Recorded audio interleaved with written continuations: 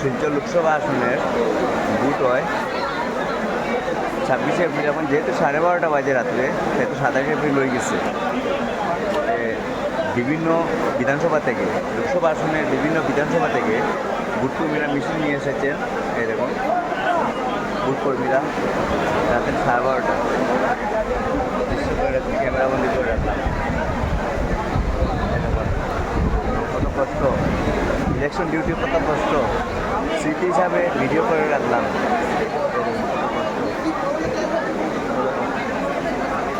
অনেক হাজার হাজার কর্মীদের কষ্ট এই মিশনের জন্য, স্মৃতি হিসাবে ভিডিও করলাম।